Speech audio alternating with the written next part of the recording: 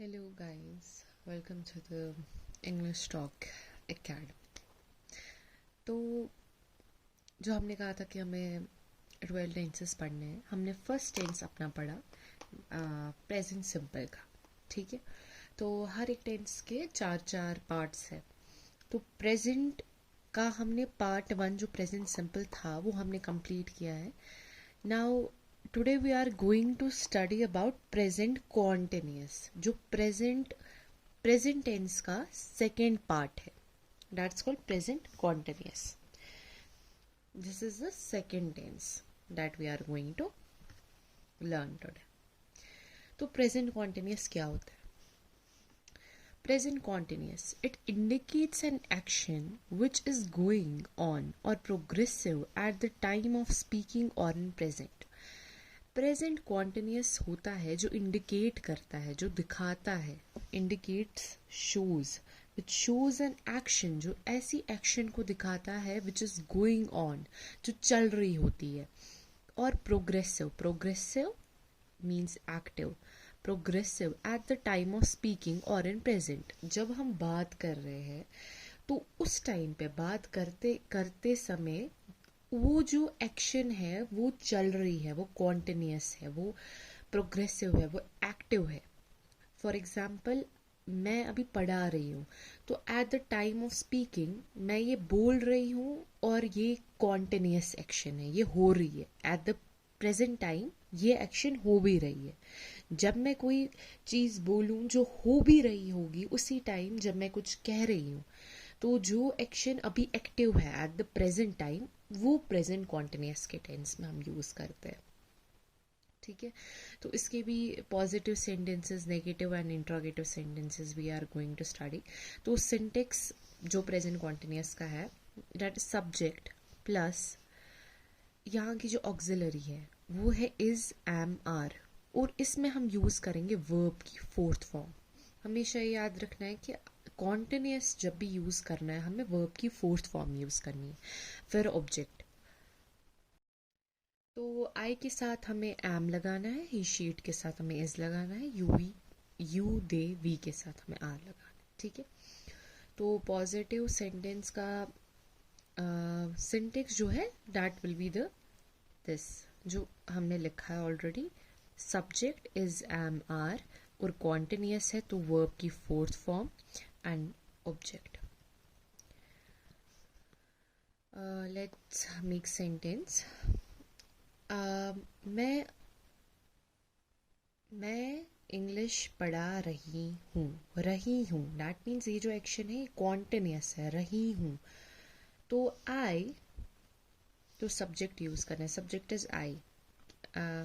I am, I के साथ M लगता है, आई am.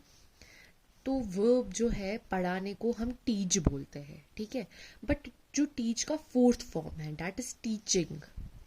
I am teaching English. ठीक है, तो जो सेकेंड सेंटेंस, वो कान छेद रही है. छेद रही है दैट मीन्स ये जो एक्शन है ये हो रही है, ये कॉन्टिन्यूस है at the time of when I am saying it. वो कान छेद रही है. शी के साथ हमें क्या यूज करना है? इज. She is. छेदने को, कान छेदने को क्या कहते हैं? Piers.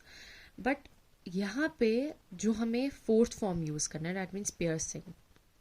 She is piercing her ears.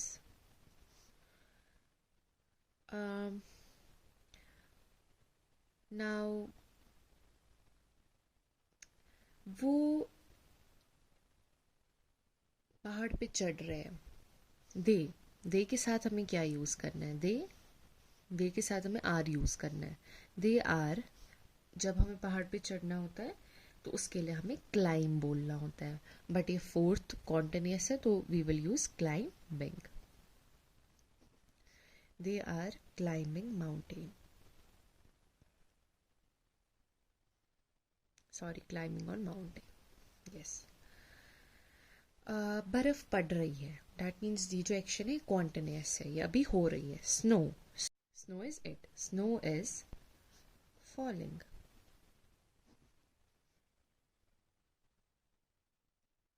बच्चे रो रहे हैं.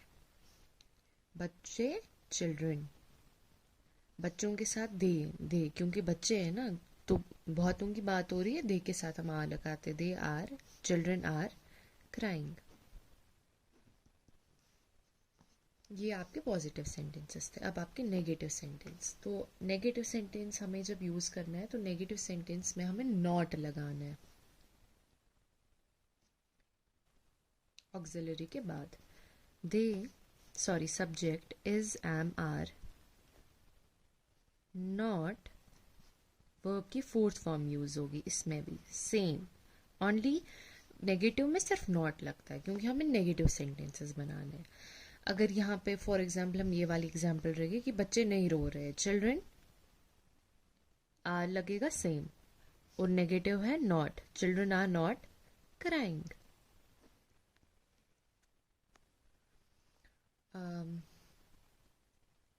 हम चाय डाल रहे हैं, हम कप में चाय डाल रहे हैं, ठीक है. तो हमें नेगेटिव सेंटेंस यूज करना है. हम कप में चाय नहीं डाल रहे. We are not. तो जब हमें कप में चाय डालनी होती है या पानी डालना होता है ग्लास में, तो हम प्योर का वर्ड यूज करते हैं. But this is the fourth form हमें यूज करनी है. That means pouring. They are not pouring tea in the cup. Okay. हम आज स्कूल नहीं जा रहे. We are not going school today.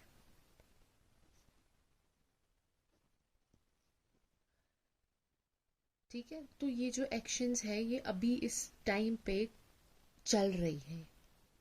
हम अभी स्कूल नहीं जा रहे. We are not going school today.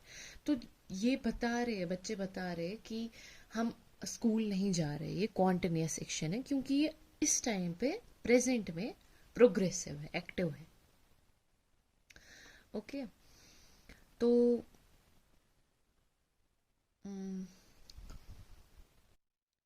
हमें बताना है कि let's take an example. Afzal. Afzal दाढ़ी नहीं रख रहा है. अफजाल दाढ़ी नहीं रख रहा है. Afzal, Afzal, Afzal is he. Is, क्योंकि इज यूज करेंगे ही के साथ इज लगता है. Afzal is not.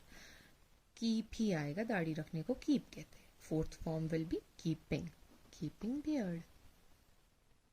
Okay, now we have to make interrogative sentences. Interrogative sentences we have to put the auxiliary before the subject, और auxiliary यहाँ की is, am, are है plus subject,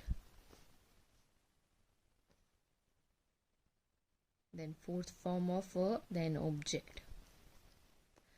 Okay, यहाँ पे हम किसी को क्वेश्चन करेंगे और जो हमारा डेफिनेशन और ये रहेगा वो सेम रहेगा इसकी तरह. प्रेजेंट कॉन्टिन्यूस की जो हमें डेफिनेशन है, सिर्फ हमें ऑक्सिलरी यहाँ पे auxiliary before the subject use करना है इंट्रोगेटिव सेंटेंसेस में. ये आपको याद रखना है.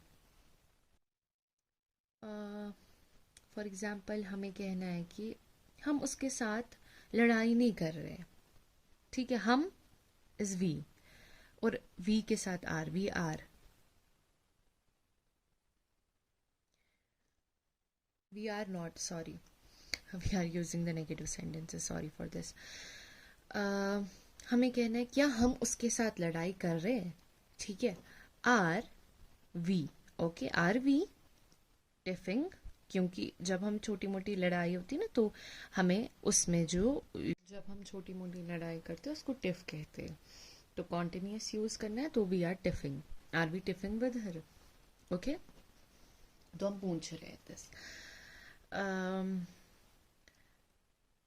तो अब अगर हमें कॉन्टिन्यूस में एक और क्वेश्चन पूछना है किसी को, ठीक है. क्या वो झंडा लहरा रहे.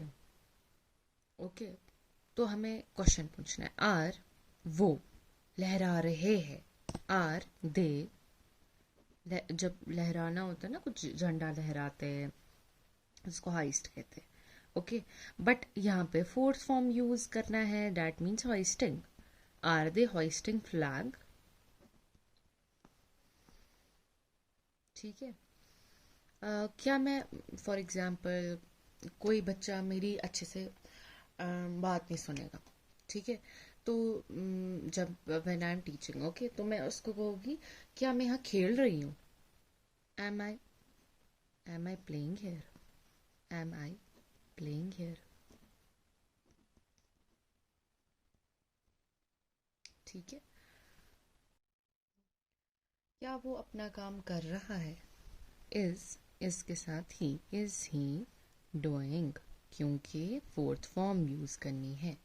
Do, doing, is he doing, do आएगा ना तो फोर्थ फॉर्म यूज करनी है। Is he doing his homework? ठीक है। And then question mark. तो ये आपका प्रेजेंट कॉन्टिन्यूअस टेंस था। इसमें पॉजिटिव, नेगेटिव और इंट्रोगेटिव ऐसे आते हैं सेंटेंसेस। और आपका जो आपकी डेफिनेशन है वो आपकी सेम रहती है, बस सिंटेक्स में थोड़ा बहुत हो जाता है। फिर भी लास्ट जो first and most important thing, practice. Practice आप रोज़ मतलब इंग्लिश की प्रैक्टिस किया करो। And for more videos subscribe, share and comment.